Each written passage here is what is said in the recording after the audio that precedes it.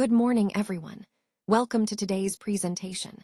We're about to explore the exciting details of the 2025 Men's FIH Hockey Junior World Cup. On this first slide, I'll give you a quick overview of what we'll cover. We'll look at where the tournament was held, how many teams participated, and India's impressive performance, including the medal they won and the team they defeated in the bronze medal match. So let's get started and dive into this thrilling event. Let's move on to some more interesting facts. First, do you remember who won the 2025 Junior Hockey World Cup? Yes, it was Germany, and notably, this was their 8th title, which really shows their dominance in the sport. Next, shifting focus to environmental and animal rights issues, Ravina Tandon was named PETA India Person of the Year in 2025. She's been a strong advocate for animal rights and ethical treatment, which ties into the overall theme of caring for our world. Speaking of PETA, do you know what it stands for? It's People for the Ethical Treatment of Animals, an organization dedicated to animal welfare. Moving on to technology, who is called the father of the computer? That's Charles Babbage. He laid the groundwork for modern computers with his pioneering ideas. And speaking of computers, what does CPU stand for? It's Central Processing Unit, essentially the brain of the computer that processes all the information. Finally, when you save data permanently in a computer, where does it go? It's stored on a hard disk, which keeps your information safe even when the power is off. These facts connect across different fields, sports, environment, technology, and highlight how diverse knowledge can be fascinating and interconnected. Let's start with an interesting fact.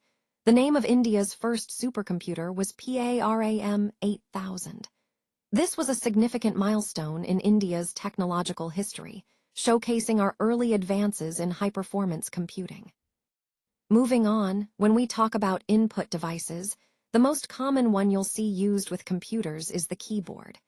It's essential because it allows us to communicate with the computer quickly and efficiently, whether we're typing documents, coding, or browsing the internet.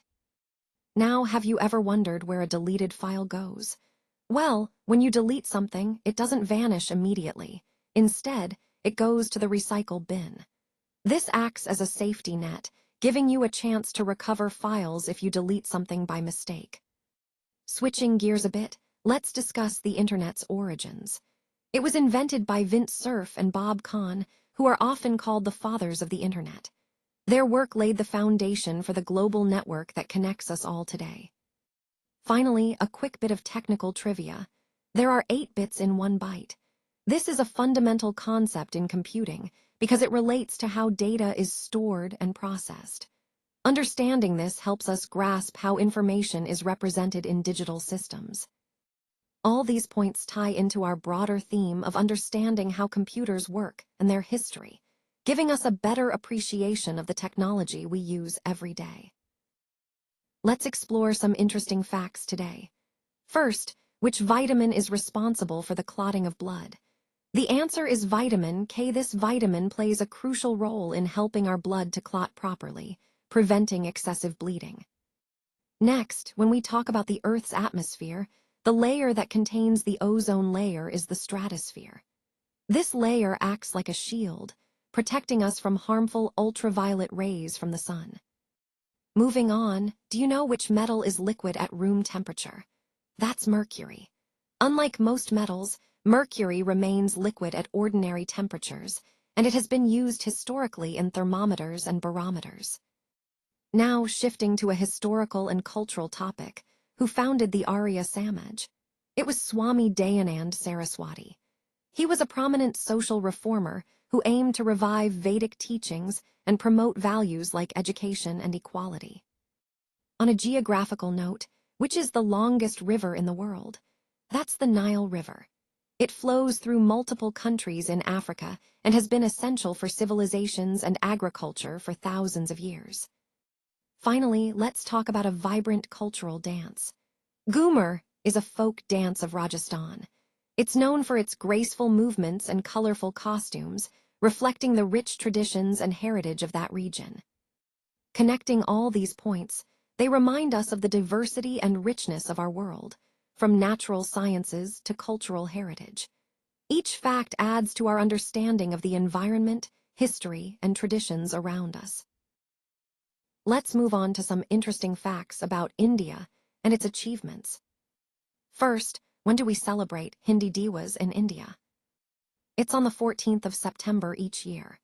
This day marks the adoption of Hindi as one of the official languages of the Indian government. Next, do you know what the hardest natural substance on Earth is? It's the diamond. Known for its incredible hardness and brilliance, diamonds are not only beautiful but also scientifically fascinating.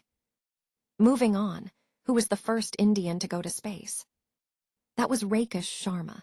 He made history as India's first astronaut to travel to space, inspiring many young Indians to look up at the stars. Now, let's talk about the upcoming Census 2027. The central government has recently approved a budget of Rupee 11,718, 24 crore to conduct this important survey. Censuses are crucial for planning and development, helping us understand the demographic changes over time. Finally, in the world of sports, a notable update. Vinesh Phogat, a prominent Indian female wrestler, has recently announced her return from retirement. Her comeback is inspiring, especially for young women athletes across the country. These facts remind us of our rich cultural heritage, scientific achievements, and ongoing progress. Let's take a look at some recent notable events. First, the Pravasi Rajasthani Divas was recently celebrated in Jaipur. This event highlights the contributions of Rajasthan's diaspora and promotes cultural ties. Next, the Indian Language Festival 2025 was organized by the Ministry of Tribal Affairs in New Delhi, emphasizing the rich diversity of Indian languages and promoting their preservation. Moving on, the Ministry of MSME has partnered with Amazon to help strengthen market access for PM Vishwakarma artisans. This collaboration aims to empower small artisans by providing better market opportunities through digital platforms. In terms of international defense cooperation, the 5th edition of the India-Malaysia Joint Military Exercise, called Harimau Shakti 2025, is being held at the Mahajan Field Firing Range in Rajasthan. This exercise enhances mutual understanding and military readiness between the two nations. Finally, a proud moment for environmental conservation. Ms. Supriya Sahu was recently honored with the UN Environment Programme's Champions of the Earth Award for 2025. This award recognizes her significant contributions toward environmental sustainability. All these events reflect our ongoing commitment to cultural diversity, economic empowerment, international cooperation, and environmental protection, which are central themes of our overall development journey. Let's move on to some exciting achievements in Indian sports and history. First, in the Junior Men's Hockey World Cup 2025, the Indian team secured the bronze medal. This is a significant accomplishment, showcasing the talent and potential of our young athletes on the world stage. It highlights the ongoing growth of hockey in India and our commitment to nurturing future champions. Next, shifting focus to Indian leadership, who was the first Vice President of India? That was Sarvepalli Radhakrishnan. He played a crucial role in shaping the early political landscape of our nation. His leadership and vision laid the foundation for the vice presidency. And when did he begin his term? It was on May 13, 1952. This date marks a historical milestone, as Radhakrishnan became the first person to hold this important constitutional position. Remember, these achievements and milestones connect to our broader theme of national progress and pride. So let's go through some key facts about our environment. First, when do we celebrate World Environment Day? It's on the 5th of June, a day to raise awareness and promote action for our planet. Next, what's the main greenhouse gas that contributes to climate change? That would be carbon dioxide, which is released mainly through fossil fuel burning. Moving on, where is the ozone layer found? It's located in the stratosphere, and it plays a crucial role in protecting us from harmful ultraviolet rays. Now, where do we find the highest terrestrial biodiversity? That's in rainforests, which are incredibly rich in plant and animal species. Regarding the oxygen cycle, what is the main source of oxygen? It's plants, specifically through a process called photosynthesis, where they convert sunlight into oxygen. Finally, what's the main cause of climate change? Human-induced greenhouse gases, mainly from activities like burning fossil fuels, deforestation, and industrial processes. Understanding these points really emphasizes how connected our actions are to the health of our planet. Now, moving on to question 9. What is the producer level in an ecosystem? The correct answer is plants. Essentially, producers are the foundation of any ecosystem. They are the organisms that can make their own food through photosynthesis, primarily plants. Without producers, the entire food chain would collapse because they provide the energy source for herbivores and, ultimately, for predators. This ties into the broader theme of understanding how natural systems function and sustain themselves. Recognizing the role of plants as primary producers helps us appreciate the importance of conserving green cover and biodiversity, which are vital for maintaining ecological balance. Let's take a look at some interesting updates. First, did you know which country was the very first in the world to implement a social media ban for children under 16? Yes, it was Australia. This move highlights how different countries are taking steps to protect their young users online. Next, moving on to a significant policy change. The government approved a new name for the MGNREGA scheme on December 12th. It's now called Pujya Bapu Gramin Rozgar Guarantee Yojana. This renaming reflects a respect and homage to Mahatma Gandhi, emphasizing rural employment and social welfare. Speaking of the scheme, what is the minimum guaranteed employment under this new name?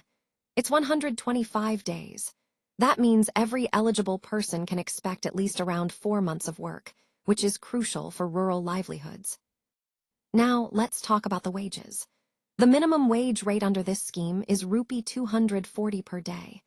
This ensures that workers receive a fair and consistent daily wage for their labor, supporting their economic stability. Finally, a quick historical note. When was NREGA enacted? It was in 2005. This law has played a vital role in providing employment opportunities and promoting rural development over the years. So, through these points, we see how policies evolve and adapt to better serve the needs of the people, aligning with the broader goal of social and economic development. So, moving on to some important milestones related to NREGA. First, do you remember the year it was enacted? Yes, it was in 2005. This was a significant step towards ensuring employment and livelihood security. Then, the implementation date is also crucial. NREGA was officially rolled out on 2nd February 2006. This marked the start of a major rural employment scheme in India. Now, an interesting point is the renaming of NREGA. Originally, it was called the National Rural Employment Guarantee Act, but on 2nd October 2009, it was renamed as MGNREGA, the Mahatma Gandhi National Rural Employment Guarantee Act. The name change reflected a broader vision and a tribute to Mahatma Gandhi's ideals of rural development and social justice.